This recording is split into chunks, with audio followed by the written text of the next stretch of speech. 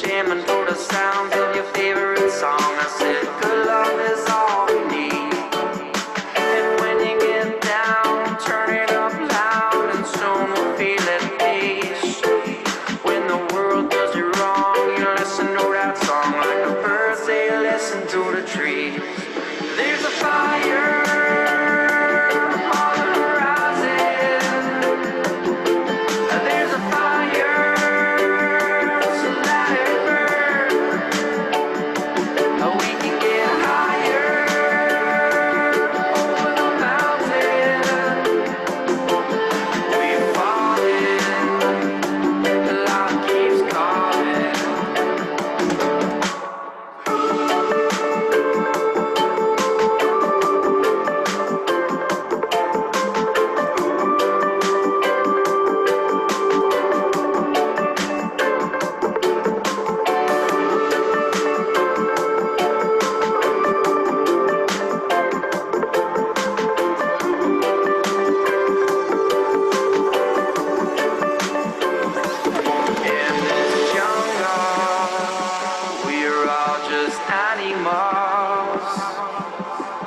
Criminals, but we're innocent always.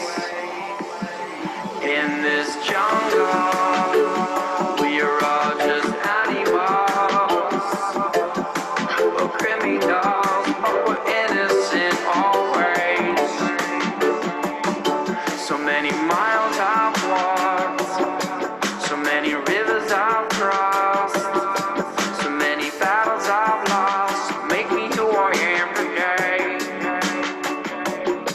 And when tomorrow it comes, there'll be a brand new sun. The song's not over.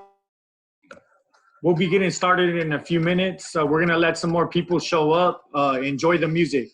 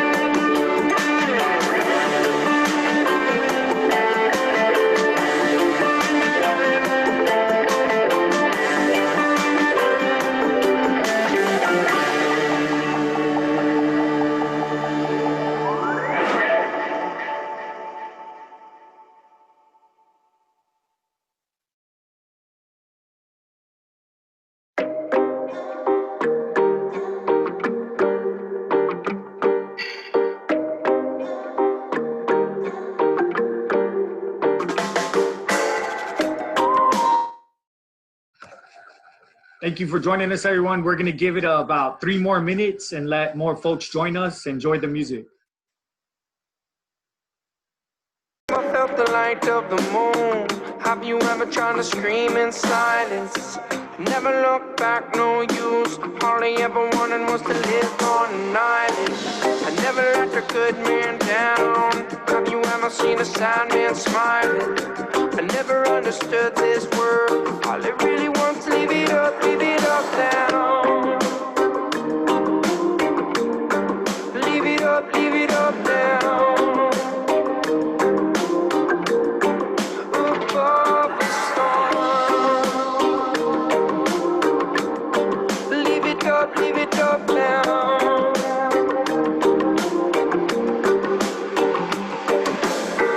Have you ever seen a break in the cloud? The rain's falling down, but the sunshine shining. Do you ever get lost in the sound? Turn it up loud, but the sound keeps dying. I wonder where you go when you die. It's a mystery, but I think our soul starts flying. Said I don't wanna wait so long. All you gotta do is leave it up. We're we're gonna give it like two more minutes, and we're just gonna let some more folks join us. I see some familiar faces out there. What's up, everyone?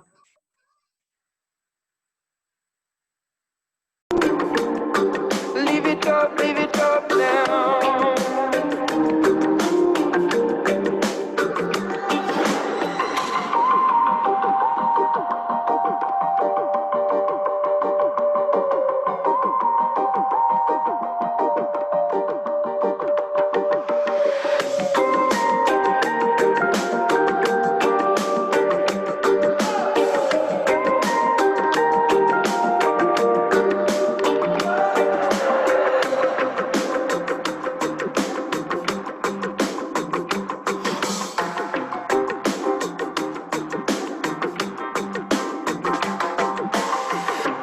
Close your eyes for a moment. Focus on the air that you breathe. Think good thoughts and now hold them. Now you're slipping to a dream. And now you slip away to another place. Above the storms and rain, you're miles away, you're miles away.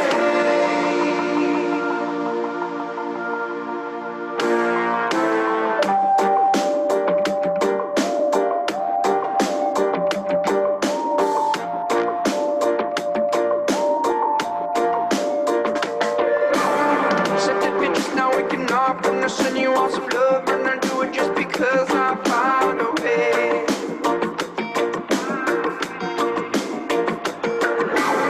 Just like a careless all the time, we've been having a good time. Paint the story of a life, get high with me.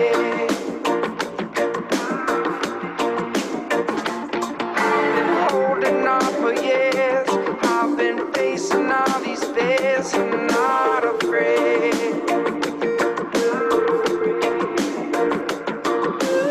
So when you put your head to rest, man, I wish you all the best for this life we've been blessed. I got time today.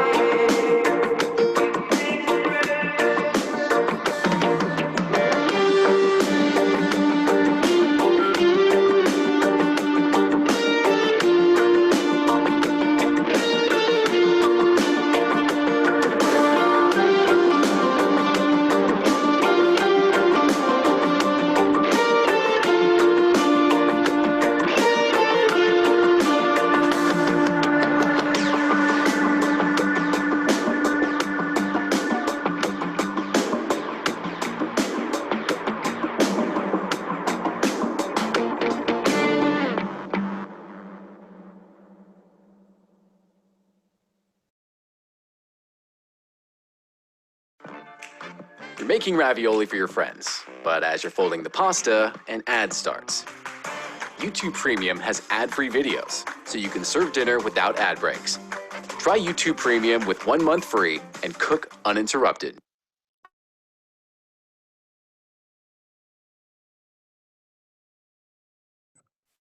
All right, everyone. Welcome to the Underground Scholar Santa Barbara Writing Workshop. My name's Flaco Rising. I'm your host today, but we got a special guest today. We got Professor Dr. Ware in the house. He's going to be teaching us a bunch of different writing techniques. And I'm going to go ahead and let him come on board. And let me stop this share real quick. Excuse me right quick. Let me turn this music off. Let's see here. All right. And I'm going to go ahead and open up the mic to Dr. Ware. Let me see here.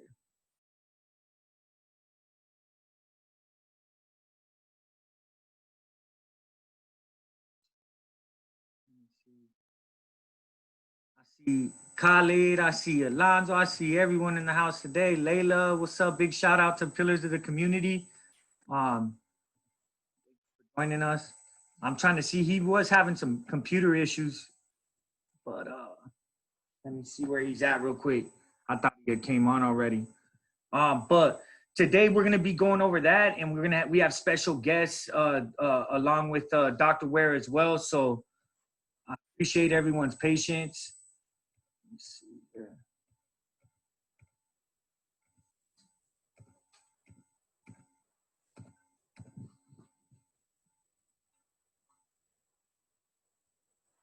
Yeah, he says he has some computer issues, but he's coming on right now. So anyways, the writing workshop, we've been doing it loyally every single week for the fall quarter.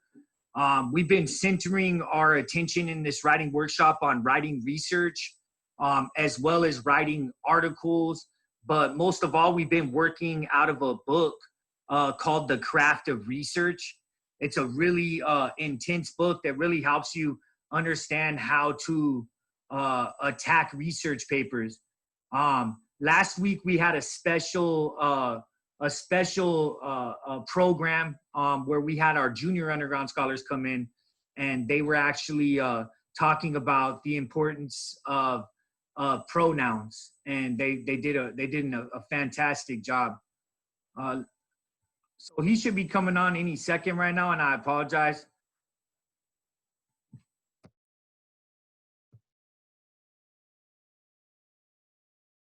How about we, since we do have a small group, how about we go around and just do a quick round of introductions?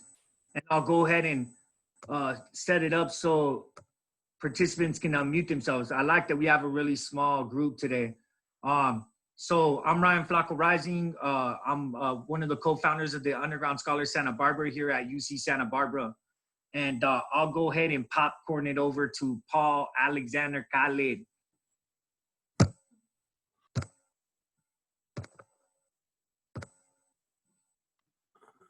Hey, what's happening, Flacco? It's good to see you. It's not letting me change my name. I usually go by Khalid, but you know, this Zoom sticks to my government name. But it's good to join. Thanks for shooting me the flyer, and I'm looking forward to listening in.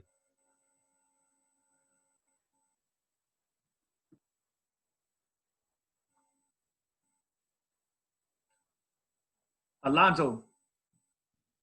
What's going on? What's up, bro? What's up, big bro? You been eating, man. You know what I mean? Yeah, Mando.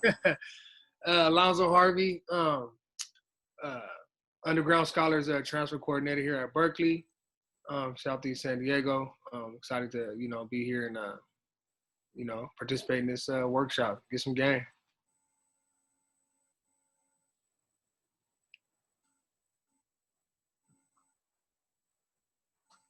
Go ahead, Victor. All right, my name is Victor. I'm a software engineer at Code for America. Just kind of wanted to sit in, see what I can learn, and soak it all up. I'll pass it over to my co-worker, Jean Marie.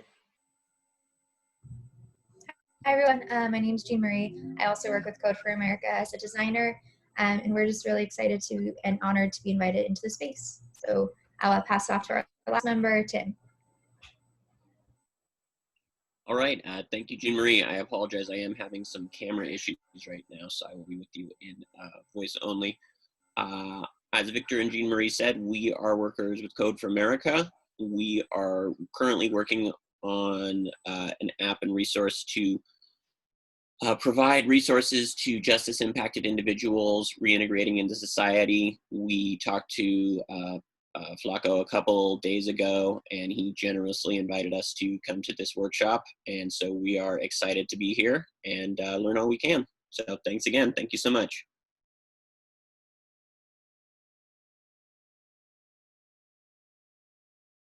And I see our host is here. What's up? All right, now you can go ahead and unmute yourself too. And let's see here. We got I think we got Rick Z, we got Jose. Anyone just want to chime in and just introduce themselves? I know Butch, it's time. Here, I can't really hear you, Butch. Let me see if I can get you unmuted real quick. There you is. Okay, what about now? Yeah, I see you now, bro. Okay. All right. What's up? Cool. Yeah, sorry I'm late. My real computer, well, okay, so my real computer is occupied with a visiting a recording artist who's working downstairs, and then my regular laptop didn't open, so I had to go to the backup. So sorry about that. Nah, we good, bro. Yeah, so Excited to have you introduction, like, here. yeah, if we can start with those, I'd just love to know who's in the room, and then I can do an introduction too. Okay, cool. So Connie, you want to go ahead? Connie, you said Connie, not Khalid. All right. No, Hey, Connie. what's up, Khalid? Hey. Hi y'all, I'm Connie Pranavshide. I'm a fourth year at UC Santa Barbara, majoring in social and Black studies with a minor in Spanish. And did you want me to choose someone else? Yeah, go ahead and choose whoever you would like. Okay, Rila?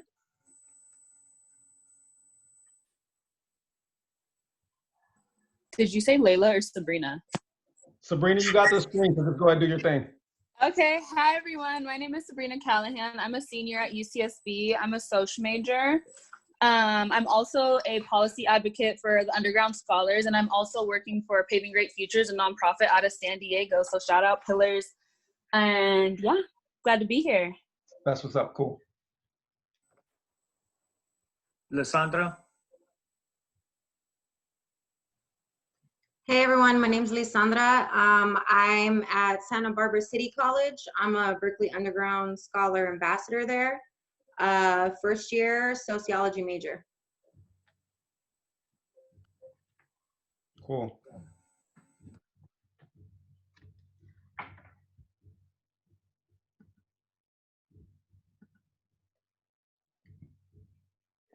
Who's up next? Yeah, I can go next. My name is Jose Lumbreras, and I really appreciate the space you have created from UC Santa Barbara, and I'm happy to be on this one today. I appreciate your time. And I'll pass it on to, I don't know who has gone. Is he Jean Marie Levi? Hi, yeah, I already went, but I can, I guess, pass it on to Rick. I think has like that. Hi. My camera's not working right now. I'm Ricardo, and I've been working on with Flacco for this last year. I'm currently studying a PhD in educational management. And the focus of our research is we're looking at California prisons and Mexican prisons. Both of these states, they're leading their countries in post-secondary education. And we already know that university education lowers recidivism, so we have those numbers, but we want to really know, well, what's happening in this process. So we're analyzing the type of capital one has before going to prison, because obviously you do have some type of you do have capital. You have some type of social capital, you have cultural capital, you have economic capital, but once you begin to get educated, that changes, and you gain entrance into new communities. And we're studying that process with the objective of really being able to understand what's going on in this change. Well, what's happening once people get these degrees, and how is that really changing their identity? And I think that we can definitely kind of fortify our programs in both countries, hopefully based on this study. So it's interesting because, well, in California, what's fascinating about California, and I hope I'm not taking too much time, but you got this really strong sense of community with the gang cultures. And somehow I think that's been translated. I think that's been transferred a lot to this kind of communities within Cal State and the UC system. Mexico is different. So the contrast is is going to be significant. Most people who go to prison aren't necessarily from some type of straight organization. Those people who are from organizations don't usually go to prison. So it's a very, very different type of dynamic. And whereas people, I see people in California embracing their past on the streets.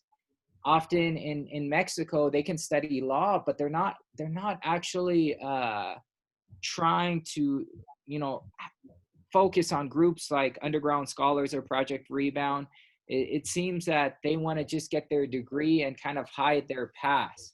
So it's kind of interesting. Well, what is the outcome of university education on these two different groups in different countries with similar but different cultures? Cool. Yeah, so that's who I am. And what I'm doing. Yeah, no, I just want to make sure that we had time for other folks to do introductions. So thank you. Yeah. And then I think it's Smirna, and then Gabriel, and then that's it right there. Okay, yeah, and I'll jump in from there. Hi, my name is Smyrna. I'm a first year at UC Santa Barbara. I'm currently majoring in history of art and architecture. However, I was talking to Holly since I'm in the Promise Scholar program, and I was telling her I was thinking about switching to sociology. And I also commented that I think it was like senior year in high school, in my English class, we worked on this project where like we had to focus on an issue, and so my group decided to focus on incarcerated people and the issues or the challenges that they face once they like leave prison, and how like a lot of opportunities disappear for them. And so I thought it was interesting, and I commented that when I spoke to Holly, and so she suggested I should join today. Cool. Welcome.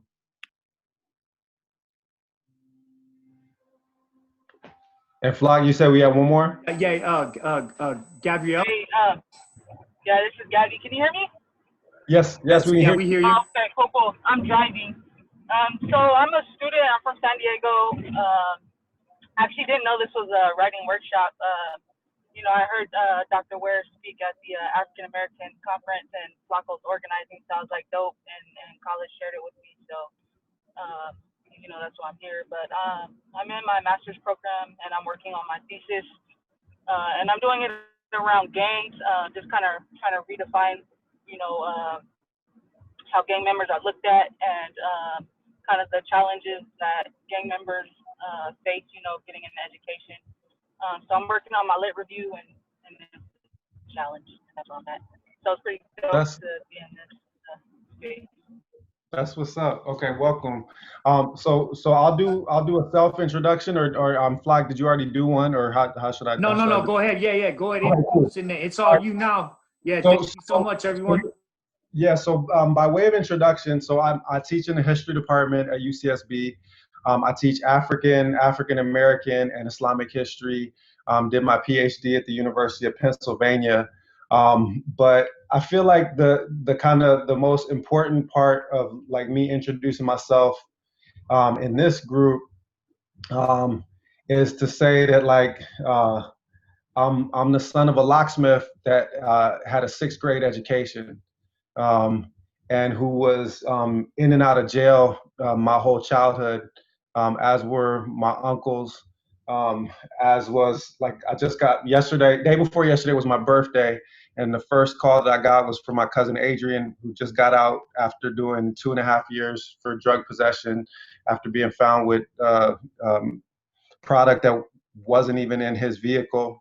Like my whole family has been kind of systematically victimized by the carceral state from the time I was a child, and I feel like a sacred moral responsibility to try to aid the process of people getting free whenever and wherever I can.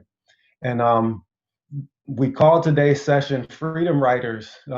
Is an intentional play on freedom riders, about the process of getting free through the written word, because that's like been a really crucial part of like my own story and my own journey.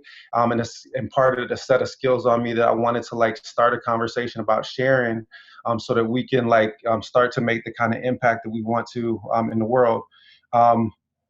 One of the things that I witnessed growing up in DC, in the kind of household that I was introduced into the world in, which is, my mother was 15 years old, uh, pregnant as a single mom, put out of her house at that time.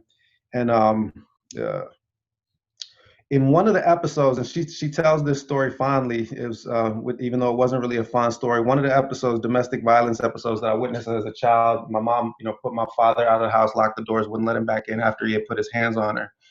And after a lengthy period of negotiation, she agreed to let him back in the house on the condition that he go to school, because she said, your son is 6 years old and he reads better than you do.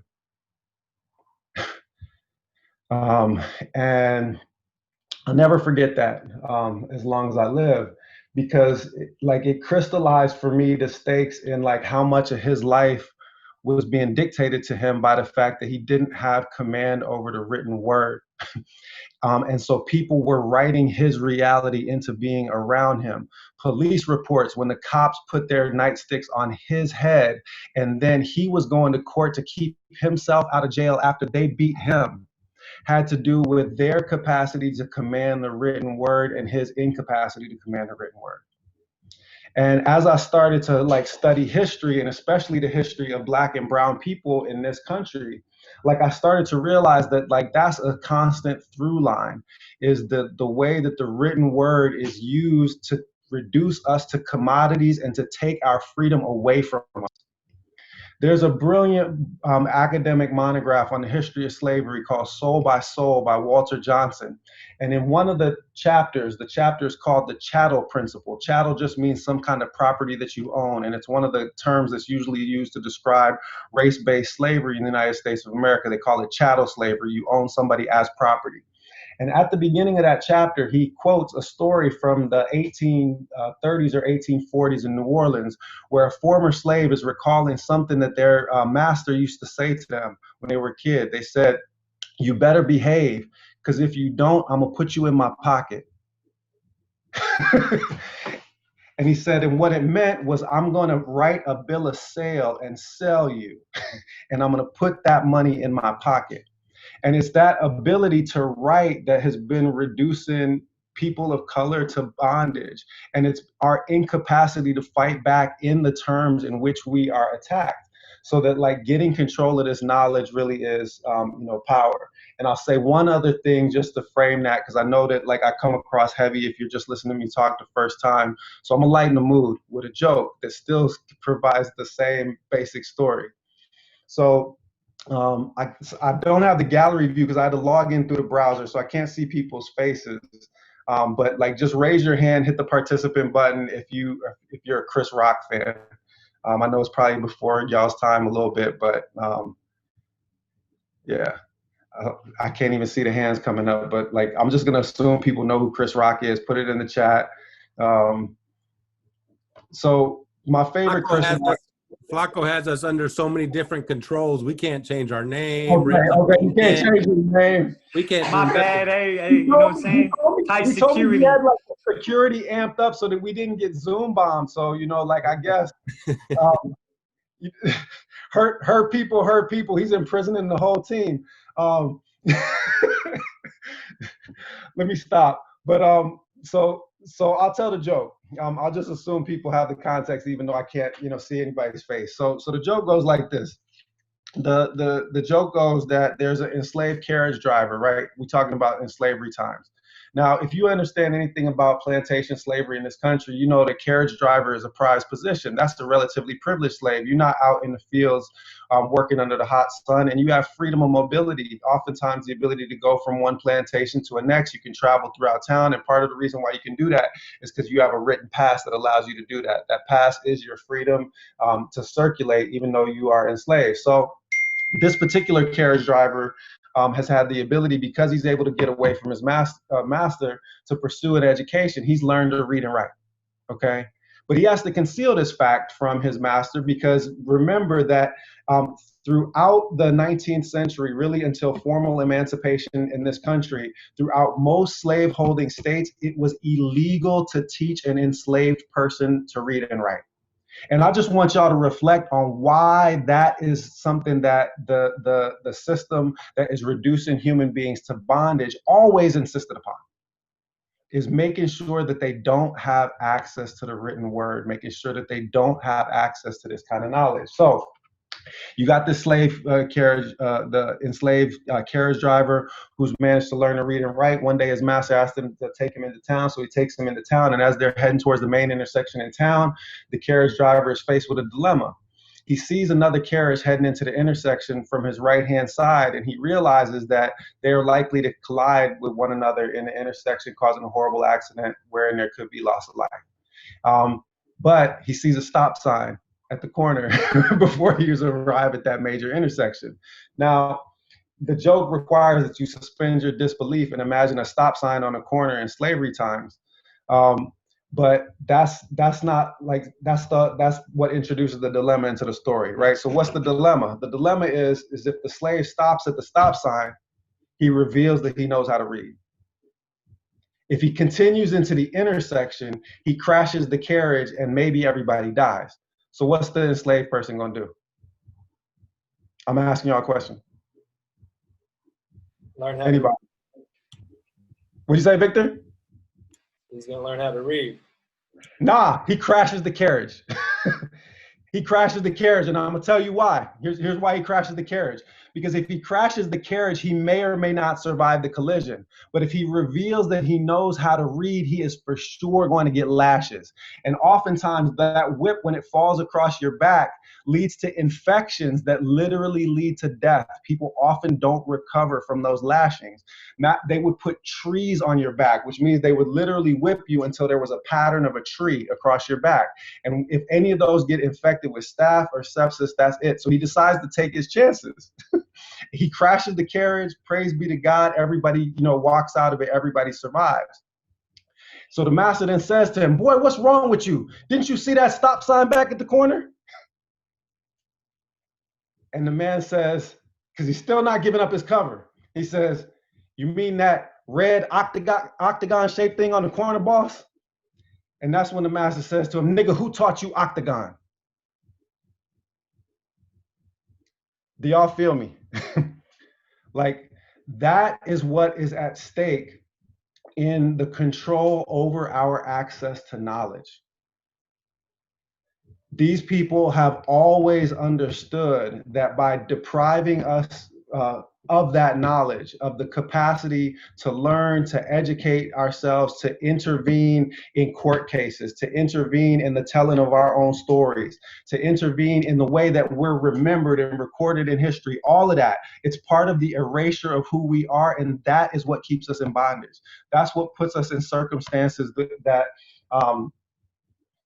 that end up having our lives dictated to us and written out for us instead of us writing the trajectory of our own lives.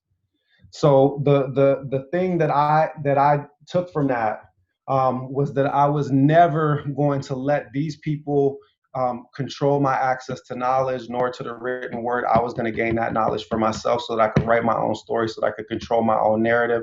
I wasn't ever going to put them in a position where they thought that they were smarter than me, where they thought that they had control over me because they could put me in a box because of what I did or didn't know at any time. It was simply something that I was not going to ever allow to happen. And that meant that, I had a lot of obstacles to overcome with that. And what I'm committed to doing is to try to make whatever benefits that I've received from going through that part, to put those at your disposal so that y'all too can start to be able to write your own reality, be able to intervene with command over words so that you can take command over your life, so that you can become an instrument, not just for liberating yourself and for achieving your own goals, but be an instrument through which somebody else gets free, right? Harriet Tubman is risking her freedom time and time again, trying to make sure that other folks get free. And the truth is that like none of us can be of service to the people that are that are in the communities that we come from unless we can first secure our own freedom so that we're in a position that we can then help get people to where they need to go. So that's the kind of overall framing of the engagement. We're not going to get through like all of the different components of like how we approach the written word and our education, our scholarly trajectory in order to like free ourselves and our compatriots in this single session. But like what you have for me is a standing commitment to be here for y'all in any way that I can that helps forward that process in your own lives. I'm at your service. And the first thing that I'll do with that, just to start the process with what we have left of this session, is an exercise that I was taught literally in graduate school. And so I never would have even learned it if I hadn't like gotten all the way through to the part where I was working to get a PhD. But I was taught like a very simple exercise that allowed me to polish the rhetorical quality of every single piece of writing I've produced since then. It was something that my PhD advisor would give as a drill to his students, and over the course of time I've learned to use it like literally in every single piece of writing. And the beauty of it is it's something that can be used for any kind. Somebody's asking at some point, I'm not sure if I can see the chat. Is there a question that I'm missing? Sorry, I do actually have the chat. So just let me. Alonzo, Go ahead. if he can get your email, but that can happen. Oh yeah, okay. I can put it in. I can put it in now, and I'll give you guys my personal one. Don't be using my UCSB email because I don't really be answering it like that. But you can use my personal one, and I'll usually respond because I get that one in my pocket. I don't get my work email on my phone. So the question that I had, and it's a little bit of a challenge just because I don't have the gallery view, so I can't see everybody. But how many people are in a position that they have like access to a pen and paper where they're at right now? Just like say yes or raise your hand if you are. Yeah, we're I can do that. Okay, cool. All right. Okay, so here's the basic exercise. It has three components, and we'll start the process today, but then the next time that we come back together, I want people to actually have like a piece of writing that they're working on, whether it's a proposal for them to try to get funding for a project, whether it's a paper that they're trying to write for a class, whatever, whether it's something that you're trying to use on social media, for fundraising, whatever piece of writing you need to do performative work for you right now that's going to forward your goals. Bring that in the next time we talk. Fly, I don't know when are we supposed to have the next meeting? I have them every Friday, so whenever you have capacity, always just we got. Okay, let's shoot for having this one be 2 weeks out because I've got my son is with me on alternating Fridays, so 2 Fridays from now I'll be free, and that'll make it. So let's make this the homework assignment that people bring it in. But so first, I'm going to walk you through the process, and I want people to ask me questions and stop. So the short version of it is we can call it a post outline, okay? And the benefit, I'll just explain it to you the way that it was explained to me, and then I'll add the modifications that I added over the course of time. The benefit of the post outline is that it allows you, once you master it, to write more quickly without spending a lot of time in your initial framing of your writing. Usually what slows us down when we're trying to write is we want to get the words right, and especially the beginnings of projects slow us down. The first few words, we want to have them sound a certain way. So a lot of times this slows up the process. Basically, the way that a post outline works is that you're going to take the length of the piece of writing that you're trying to submit. Let's say you're working on a 5-page paper for a class, or a 1,200 or 1,000 word proposal. So those are similar in length. Oh yeah, go ahead and record this. Go ahead and hit record so we got it. Yeah, I got it. I can record on. It's been on. You guys are good. Okay, cool. Yep. All right. Yep, So let's shoot for something between 1,000 and 1,500 words for this first round of the writing process, okay? Usually 250 words is gonna be one double-spaced page in a normal font. So we're talking about like a 4 to 6 page paper. So a lot of times a 4 to 6 page paper when you're, you know, in your first or second year as an undergrad can feel like it's a daunting thing. Sometimes, you know, just, you know, it can be a challenge. We're gonna get y'all through that so that you can start to bang through these things without really even having to worry about them, okay? And the way that you first do that is by writing a draft that is essentially stream of consciousness without attention to detail with respect to punctuation, without attention to detail with respect to word choice. It doesn't matter if you repeat the same words in consecutive sentences. The idea is that instead of providing an outline that you're going to try to write to a paper or to a proposal, when you're not 100% sure what your ideas are until you write them out, we're going to get all of the ideas on paper first, and then we're going to produce an outline that's based on our stream of consciousness writing. So the first part of it is to shoot for something that's about 75% of the length of the final piece that you're trying to write. So if you're shooting for a 4 to 6 page paper, 1,000 to 1,500 words, you're going to start with something like between 750 and 1,000 words. And you're not going to worry about punctuation. You're just going to get your ideas out. If you're writing for a history class, you might have a couple of quotations from a book that you read that you think are interesting. So you can start the paper just by writing what you think about those 2 sentences from that book. For example, and I literally did this, one of my graduate seminar papers started with my reflections on the quote that I gave you guys at the beginning. If you're, I'm gonna put you in my pocket. Right? And I got an A on that paper. Okay. So I started with literally just that. And it was just me responding to that. So you don't have to have clarity about what your argument is. You don't need to have your thesis statement out there. Just start to put the material and your ideas. If you're being asked to engage in an English paper with a novel that you read, pick out, you know, like a couple of quotes and start to build just a few sentences with your thoughts around those quotes. And just keep doing that until you've got about 2.5, 3 pages, maybe 4 at the most. And don't worry that if somebody else were to read it, they would think that you're a damn idiot, because none of it has any, the punctuation's wrong, the grammar's all wrong. None of that matters at this stage, because we're going to submit it all to a process that is going to allow us to clarify our ideas and clarify our expression of the ideas. Okay. So you're going to come with you're going to produce a draft for next Friday's meeting, and then we're going to do the next stage of this exercise together 2 Fridays. So here's the next step.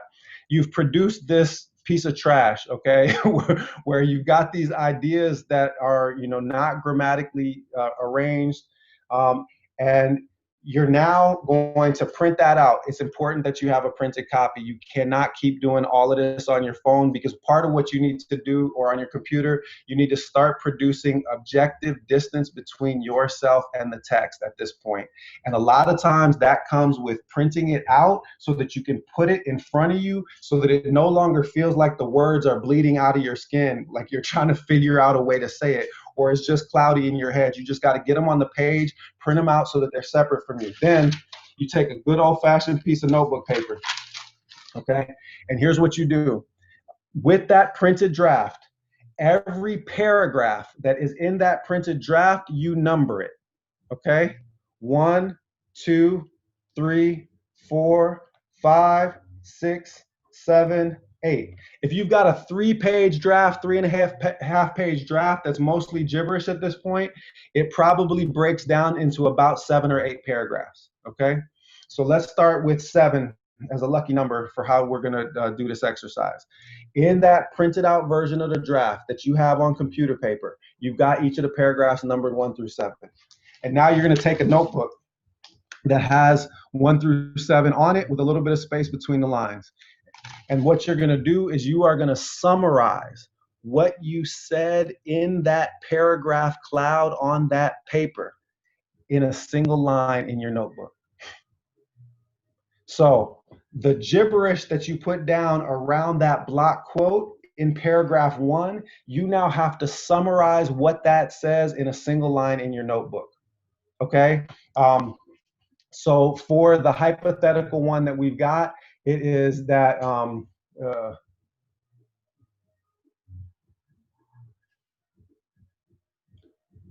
human beings can be reduced to servitude through the written practices of other human beings.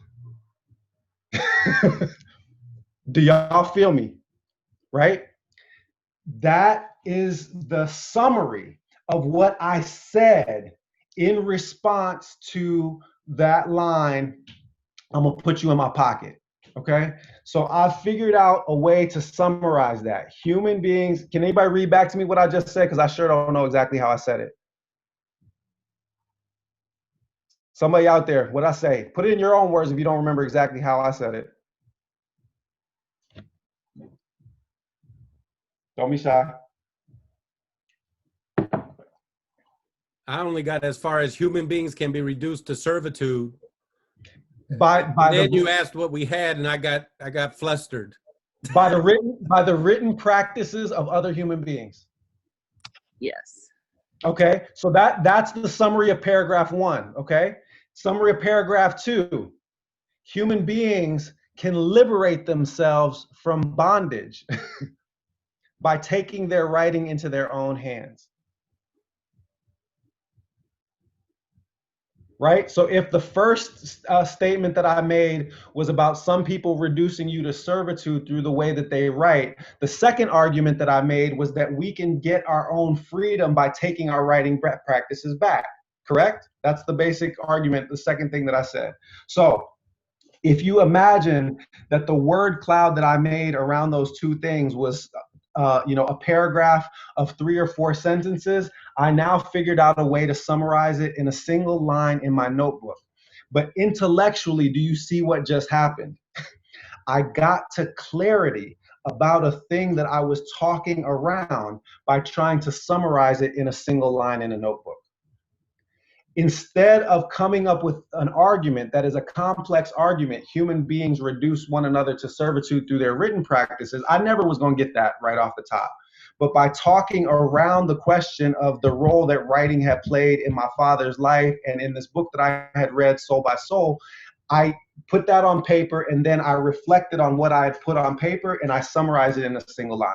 So the first part of the post outline process is that each one of those paragraphs that is going to be rough and that is going to have all kinds of non sequiturs, things that don't follow, like the thoughts will be broken up. You're going to try to summarize them with a single line in your notebook. Now, it's rare that you can actually do that to summarize it in a single line. And there's a simple reason for this, is that usually you're going to have the line go on for too long, or you're never going to get to the end of the first line in the first place. Because most of the time when you're just shopping around for an idea as you're working through a draft, you either don't have a fully formed idea that you can write out, or, and this is more frequently the case, you have multiple ideas competing for space in that paragraph. Usually what happens is that when you try to reduce it to a single line in the notebook, it goes on to a second and third line. And the reason is that you've got more than one main idea that is present in the paragraph as you are working your way towards clarity about it. So when I try to summarize paragraph 2, I can't get it all onto a single line, okay? So because I've got too much going on. So let's say, how did I phrase paragraph 2? I said that human beings can reclaim their own liberation by taking control of their writing practices, and that practice starts with education, right? That's not all going to fit on a single line, okay? So I take line 2 and I break it into 2A, 2B, and 2C. The first statement, human beings can liberate themselves through writing.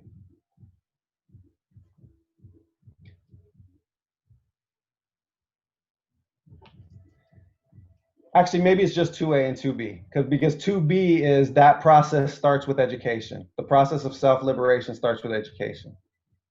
Okay, so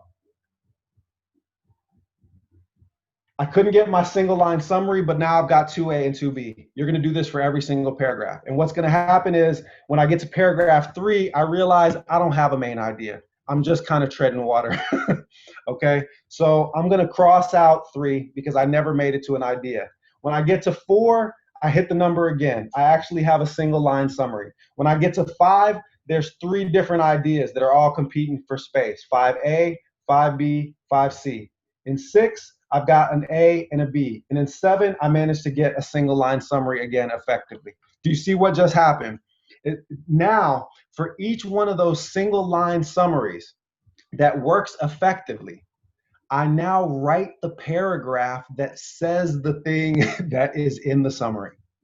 Okay, so before, I just happened to cross the idea human beings can liberate themselves through their writing practice, and that process of self-liberation begins with education. That was 2A and 2B. When I go back now into my draft, I'm going to make a paragraph that says what 2A says. Human beings can set themselves free through their written practice. And now I'm going to look for the quote in the readings that proves the point that I now just realized that I want to make. I'm going to come back to the process of self-liberation begins with education, and I'm going to find that piece that makes concrete that argument. I'm going to finish the paragraph that's already there, because when I go back to my draft, if paragraph 2 had these 2 ideas that were in it, I've already got sentences or sentence fragments that just now need to be shaped into discrete individual paragraphs that make these respective points. Do you guys have questions to this point? Because this may be going fast, so just slow me down, because I do be talking fast. Anybody else want to hop in? I think Alon had his hand up. So, who's got their hand up? Okay. Okay. It's all making sense. You're really okay. Good. All right. I want to make sure that I'm definitely not leaving anybody behind. Was there a question? Or somebody saying something? Okay. Yeah. So I'll sign up for office hours. Yeah.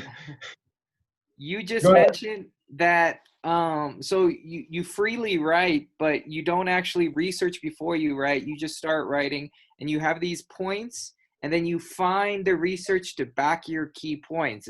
Did I understand that? You can do it either way. It really depends on the nature of the writing and the kind of writing that you're doing at a specific moment. But basically, it does create like a dialectic relationship between the research and the writing. You can't do it when you have no information. You have to have at least done the reading. But the point is, it can be very easy to get lost in researching your topic. Yeah. Okay. What this allows you to do is that once you have kind of engaged the basic source materials that you're being asked to consider in your project, that you can just start to write your way to clarity about it. And then you allow the structure of your argument to dictate where you go back for additional research. Because one of the problems and you see this with people that write PhD dissertations all the time, they always want to read that one more book, that one more dissertation, that one more article. But the truth is that when it comes to actually a long piece of persuasive writing, you need to engage the material that speaks directly to your topic, and you won't know what your topic is until you're writing it. Yeah. I feel that right now. You can continue to extend. This is how most people don't end up finishing PhDs, is that the biggest factor is actually the ability to complete a dissertation. And one of the biggest obstacles towards that is the fact that there really is no end to the research horizon for any topic. Everything's connected to everything else. But the point is that you only need to be able to speak to the literature that directly relates to your argument. And you can't get to your argument until you're writing. Thanks. Yeah, no, I mean, look, I had to learn the hard way, bro. So So let me just come back then to the process. So you've got this first post outline, and this is kind of what my paper is looking like. It's looking busted. I've got my single line summary here. I've got this one broken in 2A and 2B, and it's going to look like that all down through the page. So I've got this very rough draft, and now I've produced this document that is basically a post outline. It's an outline of what I need to do to get each of the paragraphs on that page. So I know I got to break paragraph 2 into separate paragraphs, one about liberating yourself and another about the role of education within that. I was good with paragraph 1. I'm about human beings reducing others to servitude. I feel confident with that. I'm just going to leave that alone, and I'm going to expand 2 into 2A and 2B. We got rid of 3 altogether. 4 was cool. 5 gets split into A, B, and C. So now I go back in. In the second round, I'm still not paying attention to punctuation. I'm not paying attention to transition sentences. If I like the way I say something, that's cool, but I'm not worried about the rhetorical flourishes that make a thing sound beautiful. And the reason for that will become clear is that we're not there yet where it matters how you dress up the writing. The key is to get the ideas arranged in a way that is going to be persuasive to the reader. So the first step is this post outline. Then you get back in your draft, and you can still go quickly at this stage. You're only looking for that quote that helps make the point, or if you remember something that argues against your point, bring that in, because you want to be able to, like, what's the word? Encompass the rebuttal with your own statement. So a lot of times bring in the contrary material so that you can argue with it. Okay, sometimes I'll build paragraphs literally just around things that I disagree with. If you've ever read, my first book, like I do a lot of that. Like sometimes I bring somebody in just so that I can make the point that I want to make in opposition to the foolishness that they were saying. So however you're going to structure it, like you're now building each of those paragraphs around a statement that you're trying to flesh out. So that's the second stage, but you're still not paying attention to the decorative aspects of the writing. That's not really crucial right now. So this should again go quickly because it's more stream of consciousness writing, but now it's more focused because there's something that you're trying to get to. I'm trying to get to say this thing that I wrote down on this paper over here. Does that make sense? Okay. So I've got that draft. That part's done. And I'm gonna print it again. Y'all are gonna have to like up your printing credits, at the campus printer. I guess nobody's on campus, now. But yeah, keep inking your printer because I believe in hard copies. Like I believe in making notes on them. Like it helps to create like a kind of objective critical distance between yourself and the text, as I mentioned. So now we've got a second draft. The second draft is way better than the first draft because now the second draft has all of these coherent paragraphs, 4 to 5 sentences each, that are all adding up to a single statement. Each one of them adds up to a single statement, okay? So now we're just gonna check our work. We're gonna go back and do a post outline, okay? Now can I summarize these all with a single line? Yes, and they more or less correspond to what I did here, except I realized that like this kind of changed along the way, so here's what the single line summary says instead. So now I've got a numbered draft. Now that numbered draft, let's say that it's got 11 paragraphs, because usually paragraphs on double-spaced pages are gonna come out to usually take up something like half, a little less than half, a little more than half of the page. So if you're shooting for a 5 to 6 page paper, 11 paragraphs is actually a pretty good number. So we'll stick with that number of 11. I like odd numbers. And we have 7, so now we got 11. So now we've got 11 paragraphs, and we make a new post outline. This one should look a lot better. All the single line summaries should more or less work, and we should be able to get them into a single line. We put the draft away, the main draft, and now we just read our single line summaries in sequence as though they're a paper by themselves. Do you follow me? If you read the single line summaries that are on round 2 of your post outline, those 11 declarative sentences basically, and they make a coherent argument when read together in absence of the text, then what that means is that your paragraphs are arranged to make those points in sequence, which means that your stuff is going to make the case to the reader, except that it never happens that way. And the reason it don't happen that way is that things don't occur to you in the order that's going to make the most persuasive case to the reader. But what we have now is we have 11 single line summaries that all make sense. We just realized that 1 is good, 2 and 3 are good, but 5 needs to be where 7 is. 4 needs to be where 8 is. 9 needs to be where 11 is. If we just change the order of the single line summaries, the argument will flow. And that's why we weren't paying any attention to transition sentences or the precise word choice when we were assembling the draft, because the paragraphs need to be portable in order for you to put them in the appropriate order to make the rhetorical impact on the reader.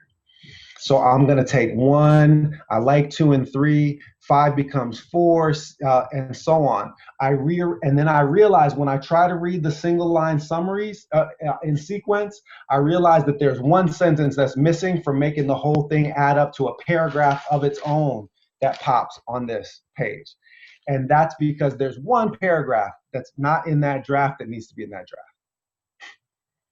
And if I just write the paragraph that says that and I arrange them in this order, then everything that I've put on paper will say exactly what I want to say in the order that I want to say it.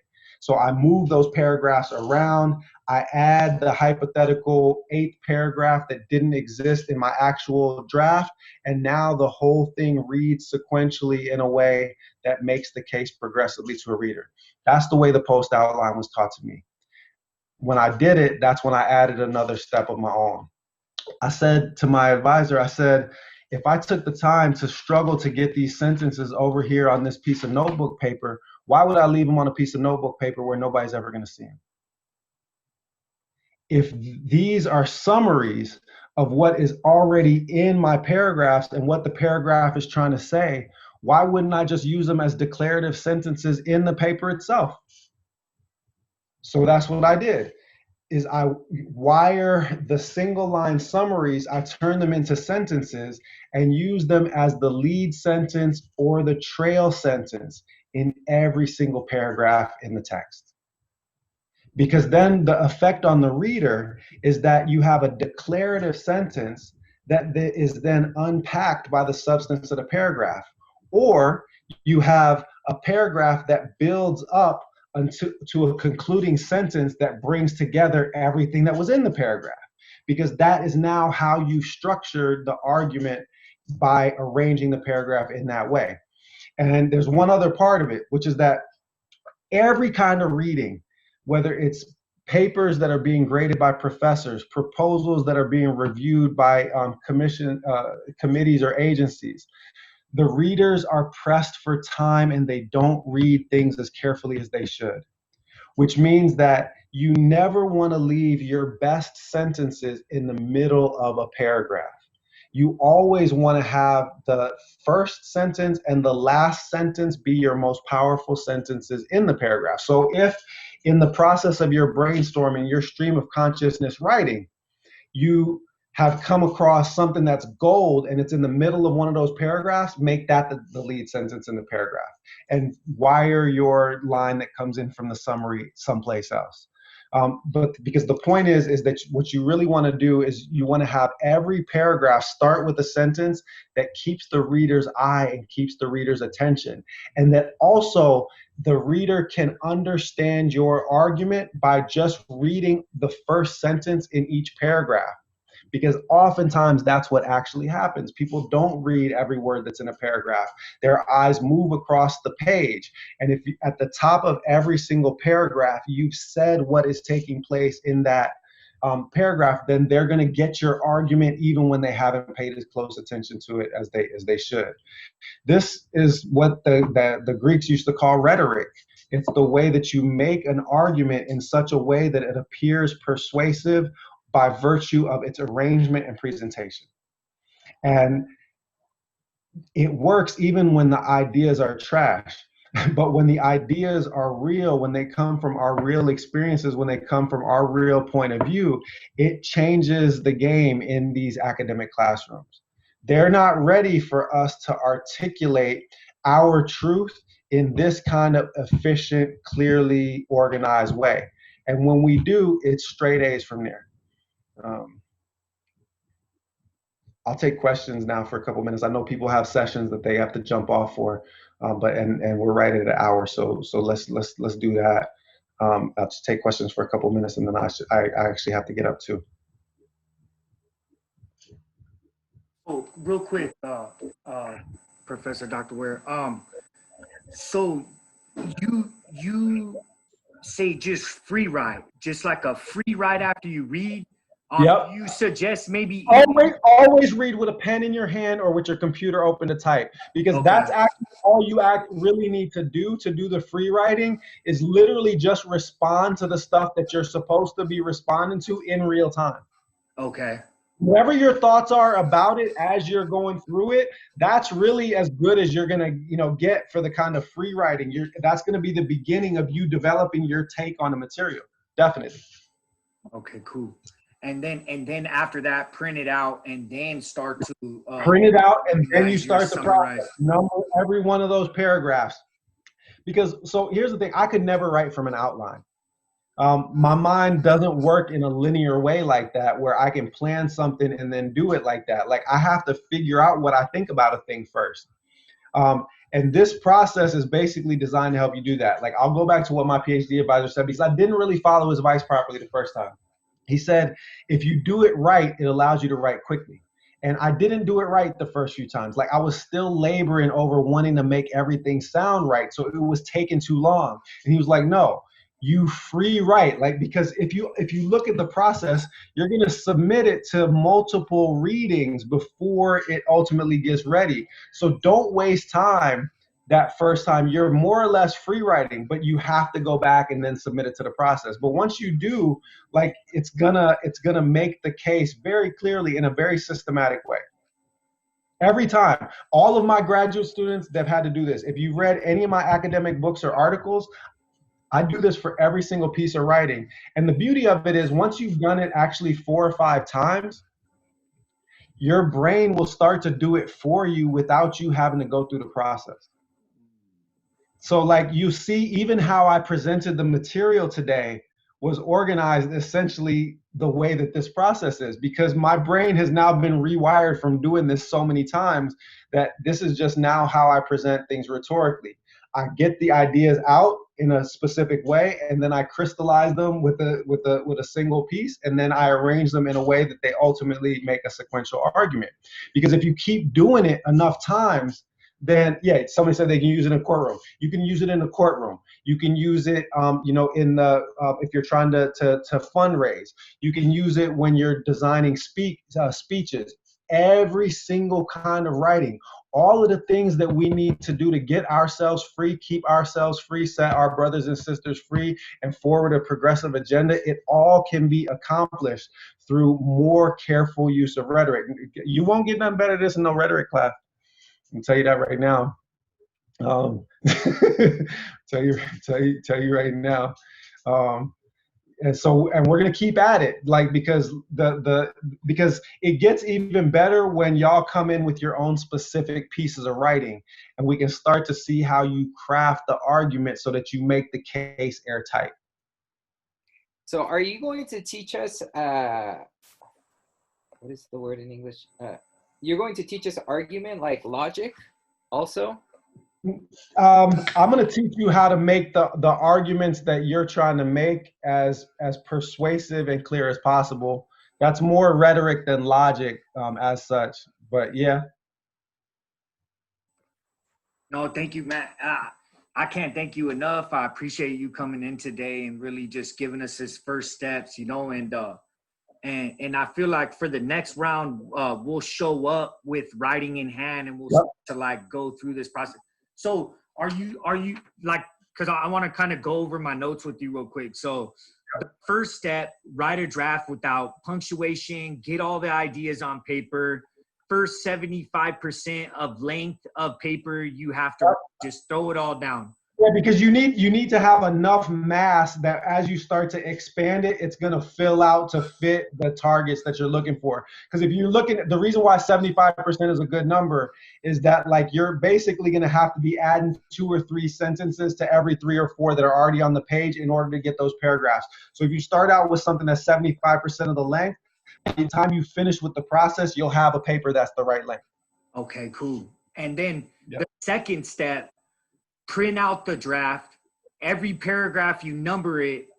Number it. So you go down the line. You 11 paragraphs is what we were ideally looking for a 3 to 5 page. Yep, something like that. Yep. So 11 and then summarize each paragraph and what you said in one sentence. One. So the way it was taught to me was a single line. It didn't have to necessarily be a grammatical sentence. I end up making them grammatical sentences now because I know that my ultimate plan is to put them back into the draft. Okay, cool. Yeah. So it can be a sentence or it can just be a kind of single line summary. Yep. And then the third step would be to print out the single line summaries. Well, no, but you're missing one step. That step is to if you can't get those single line summaries to break the paragraphs into like 2A and 2B, right? Okay. And then produce a draft that actually does the work in each of those paragraphs that the single line summaries say. Yeah. Okay, cool. And then you print it out again, and then you start to go through right there. I think you said you rearrange the ones that really don't let it flow. You like look at it, see where it flows. Change the order, and 3 might go differently. You start to move them around. Those change the order of the paragraphs. Okay. So that you can read the single line summaries in the way that's going to make the argument most persuasive. When you've got the single line summaries arranged in the order that makes the argument persuasive, that means that the paragraphs are arranged in the order that's going to make your argument persuasive. So that's like how you structure it, and then that's when you go back in and you use those single line summaries as topic sentences. That's when you pay attention to punctuation. That's when you pay attention to transition sentences. And basically, all you're doing at that point is editing, because without really knowing it, you've just written the paper. That's right. That's what's up. And then I think the bread and butter to what I took from all this is you never want to leave your best sentence in the middle of a paragraph. Ever. Start with your best sentence and you end with your best sentence. Yep.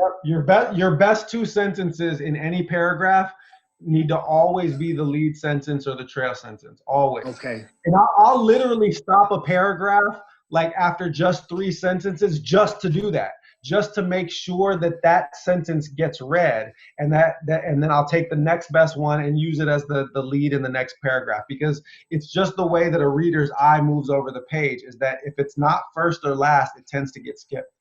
Okay, cool. And now, you know, we are doing a lot of academic research papers and a lot of academic papers.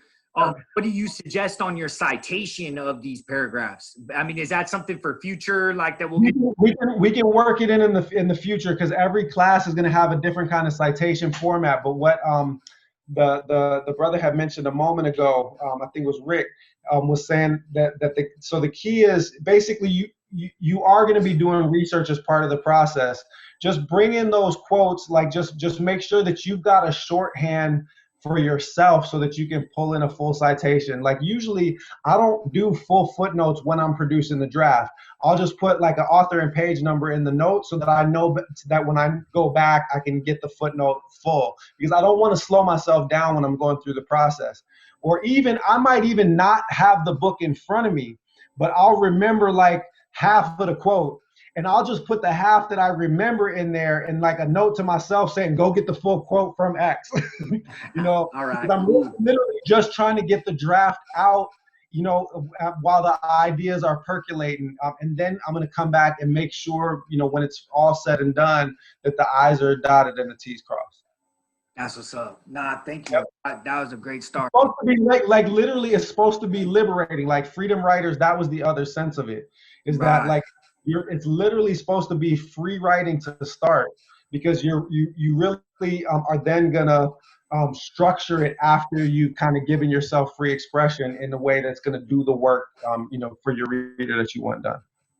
That's what's up. And does anybody else want to chime in on some questions? That was dope. Thank you so much, Professor Doctor. You know what I'm saying? Man, it's all good. It's all good. Like Yeah. I'm literally, like I told you, like people that know that I don't I'm not necessarily the best for responding to emails, but like this group, I'm down for this group. Like I'll be there.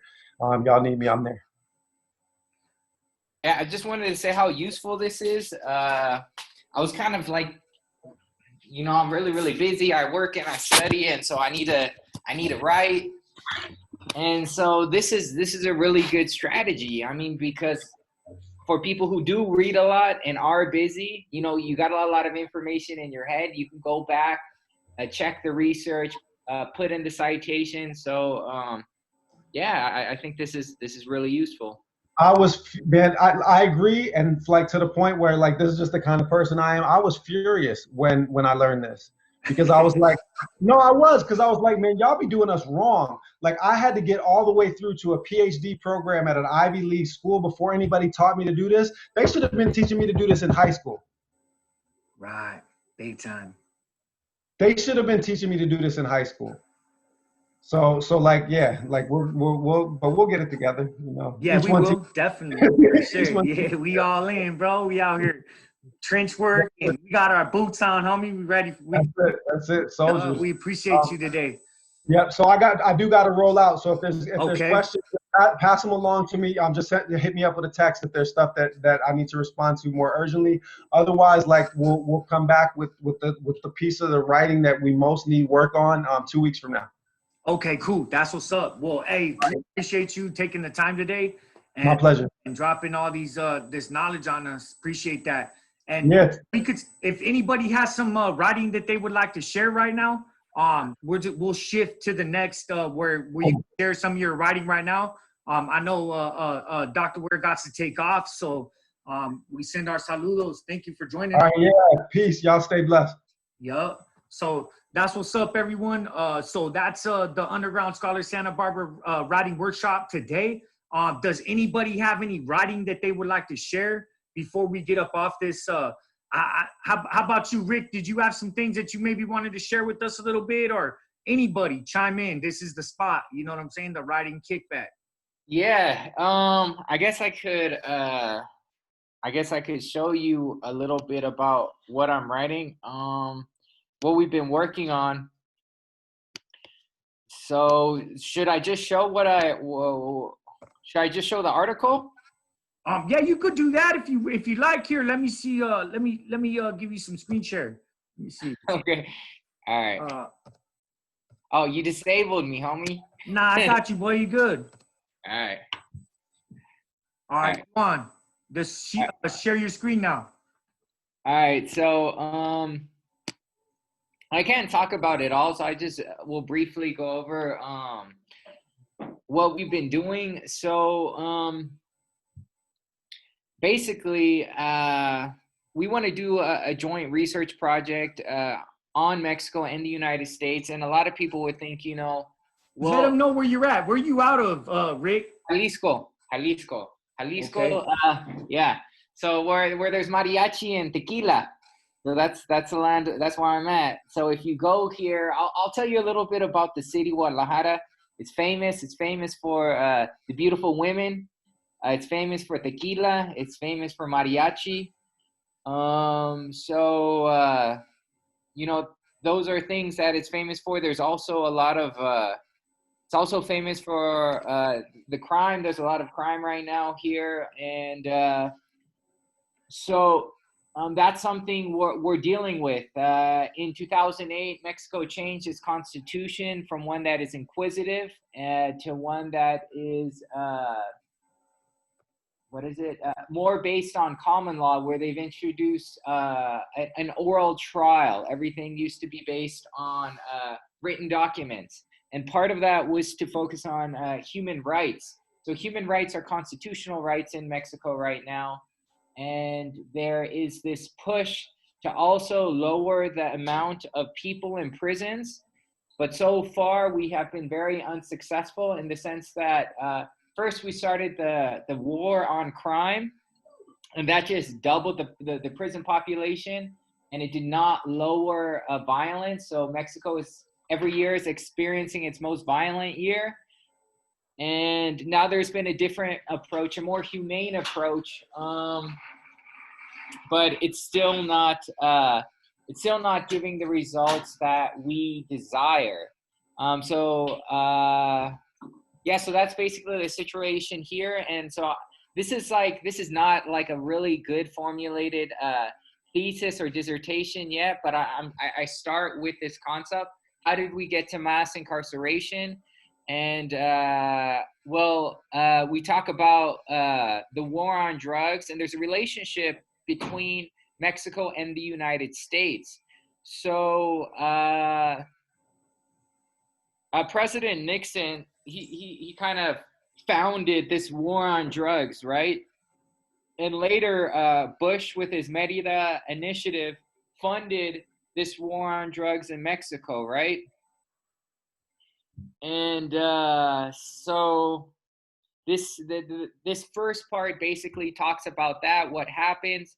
The United States sends money, sends troops. What happens in Mexico? Hundreds of thousands of people die. And more heroin gets sent to the United States, and the drug organizations do not get weaker, they get more powerful, and they get more violent by incarcerating and killing the old leaders of the cartels. The new cartels broke into factions which were more violent and more competitive within each other, and did not have the same system of they didn't have the values of honor, of respect, as the now dead and imprisoned cartel leaders. I also we also talk about the NAFTA and neoliberalism in Mexico, and how that has impacted Mexico. So once, starting in the 80s, Mexico began to have more capitalistic tendencies. And this did open up its economy, but it opened it up mostly to poverty, in the sense that Mexico was a self-sufficient country.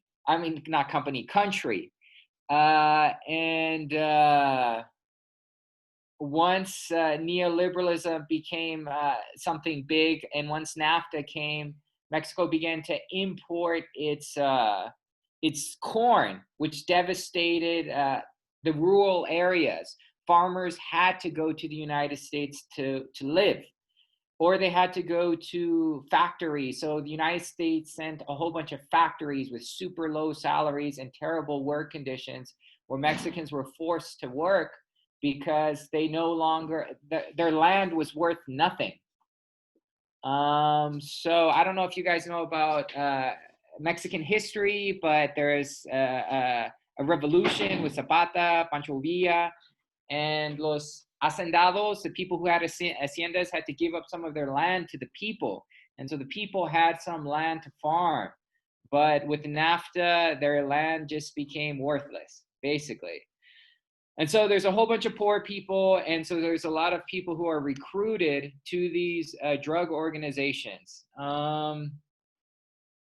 Flaco, do you want me to go over the whole paper, or? No, you don't know. I just wanted you just to share, like, thank you for sharing. That was a lot of great information, and most of all, I just wanted you just to kind of just, dissect your own thoughts and just get them out, as well as, and share a little bit of what you're doing with this paper. But it's coming together really dope. And then it's cool to kind of see like a paper live like this, to see the quotes, how you have them highlighted, and just everything. So I was just we just went through the process. So now I just wanted to see somebody's writing, so we could kind of see the process, in real time. So that's pretty dope. Yeah, so I mean, it's not only the drug and the drug war that Mexico and America share. There a lot of policy is very similar. So, for example, after 2010, or in the United States, there began to be a focus on human rights. They're not really referred to human rights, but constitutional rights. And the same thing happened in Mexico in 2008. There, a new focus was brought upon human rights, which began to give more rights to incarcerated people. And the tendency for incarceration to explode changed. Now, what happened is that both countries wanted to reduce their incarcerated population. Once again, because it got just, in one case, too expensive, especially in the United States. I mean, Mexico's prison population is nothing in comparison. No country has anything compared to the United States. But Mexico does have a lot of people who are incarcerated. And the people who are incarcerated are usually the most, people from the most marginalized community. So even in the States, if you're selling dope on the streets, you're making enough money not to go to a Mexican prison. So those who do go to Mexican prisons often don't have the connections or the financial means to pay what we call propinas, tips to bureaucrats to lubricate the system in your favor. So yeah. But what's kind of unique about California is what has been done since 2014, and that's kind of what I'm continuing to talk about within this paper. Mexico City also has a program a university program within its prisons. It's a 4-year program where you can study political science or law. Most people study law, so that's interesting. Whereas in the United States, most people who have gone to prison cannot study law, and you cannot study law as pre-grad. In Mexico, you can. And so there are a lot of these people who are coming out as lawyers. But they're hard to find, and they don't really like to talk. So once we get to interviewing them, that's going to be an issue. In the Mexican Constitution, it states here that the penitentiary system is organized around respect and human rights, and work and training and education and health and sporting. And sports is the means in which social reintegration for the sentence will come about. Something like that in Spanish. It's kind of hard for me to translate it this fast, but basically education is now a constitutional right, but how it's interpreted is different. So for example, you could say that you were incarcerated in Mexico and you have a right to education. Well, maybe they'll offer you elementary school or middle school. There is not university education throughout Mexican prisons. And I think that is because there's just not a lot of research on the positive impact of education. So education is I think is mostly seen as charity. For example, the Jesuits giving classes in prisons and helping the poor, when it should rather be seen as public policy. And that's kind of the argument throughout this paper. So of course it saves a lot of money in the United States. There's a recidivism rate, which is 75%, which is crazy after 5 years. It costs $75,000 to send somebody to prison, more than the cost of Harvard, according to the LA Times. And it costs $5,000 to send them to a community college, or $7,000 at a Cal State. So if you look at education as a cost-benefit analysis, it's just much more cost-effective than sending somebody to prison. And with the much lower recidivism rates, it just makes sense.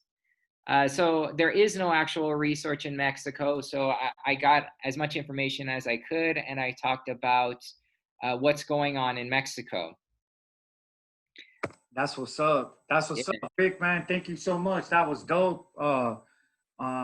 Anybody else want to chime in? Anybody else want to have any questions or anything they would like to say?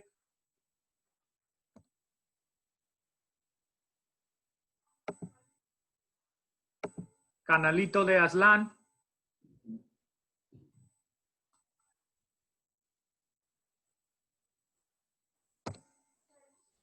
I'm trying to, I don't know what's going on with my screen though. Is it sharing my screen? Is my screen being shared? Let me get out. Yeah, you're on now. Oh, okay. I'm like, what the heck? Hey, man, I appreciate you, Flacco, for having this, man. And I'm gonna be all the way 100, man. I just turned in one of my papers, and that's what I've been having problems with, man. Is really discovering how to come up with my topic sentence, right? So, you know, we and you always already had this conversation when we first met about just writing our shit on paper, and that's what helped us best. So for Mr. Ware or for Professor Ware to kind of like affirm that it's okay to do that was definitely a great thing to hear. But yeah, man, this workshop was perfect, man. I feel like I'm gonna be accomplished, man, on my next paper. Because this dude right here, I'm glad to have him here. I got his email already. I'm really gonna try to sign up for some office hours and try to link up with this dude. And I appreciate everybody else as well for giving that insight. But yeah, man, let's keep doing this, Flacco. I need this, man. Every Friday at 3 p.m. Brim. Yeah, we right here, homie. So yeah, come through, my boy. I've been trying to extend it out, but you know, now you know what I'm saying, and it's the same. And I'll send you the link every week, and I'll send you what we talking about that week, you know. But I'm glad that we got Professor Dr. Ware to come on every other Friday. So that's going to be dope. You know what I'm saying? And that's going to continue to advance us. Next time, if you would like to come in with some like one of your papers to share, like that'll help you just to read it out loud and just kind of like go through what you said, and that'll really assist you too, and just helping you become you know, well, you kick ass at writing anyways, homie, so you be good. But yep, that's what's up. Anybody else like to chime in? I see we got brother Malcolm on here too. What's up, Malcolm?